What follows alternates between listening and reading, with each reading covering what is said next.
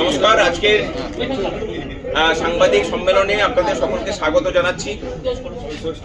বিগত 11 দিনের বেশি দিন ধরে আমরা এখানে অবস্থানে রয়েছি এবং আমাদের এই লড়াইটাও শুরু হয়েছিল হাইকোর্টের ডিভিশন বেঞ্চে, যখন ডিএ মামলার রায় আসে তারপরই আমাদের পথ চলা শুরু হয়েছিল। এই পথ চলার মধ্যে দিয়ে এই মঞ্চের সূচনা হয় এবং দীর্ঘদিন থেকে আমরা অনশন থেকে শুরু করে সমস্ত কিছু আমরা করে গেছি। সরকার, দুর্ভাগ্যের বিষয় হলেও সত্য যে গণতান্ত্রিক ব্যবস্থাতে গণতান্ত্রিক কোনো আন্দোলনকে তারা মূল্য আজ পর্যন্ত কোনোদিন দেননি, আমাদের ক্ষেত্রেও সেটা দেননি। আমাদের আন্দোলনের চাপে পড়ে 2019 থেকে 2022 পর্যন্ত ফ্রি হয়ে থাকা ডিএ এর চাকা কিছুটা ঘুরতে শুরু করেছিল, কিন্তু সেটা পুরোটা আদায় হয়নি।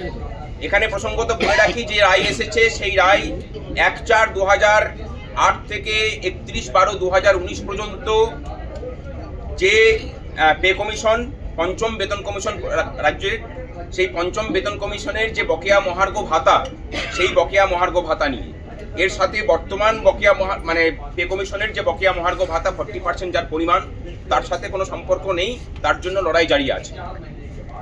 আজকে যে রায় এসেছে, আমরা প্রথমেই সমস্ত মামলাকারী সংগঠন যারা কর্মচারীদের পক্ষে লড়াই করেছেন, confederation of state government employees, তারপরে হচ্ছে যে কর্মচারী পরিষদ, ইউনিটি ফোরাম, তাদের সকলকে ধন্যবাদ জানাচ্ছি।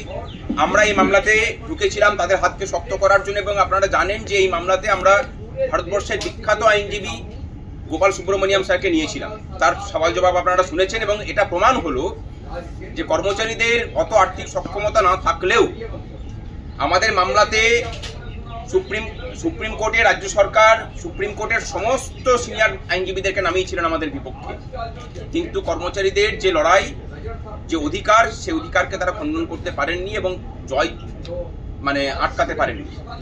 নিম্নতর আদালতে যেভাবে আমাদের জয়ের ধারাবাহিকতা বজায় থেকেছে, এখানেও তাই হয়েছে।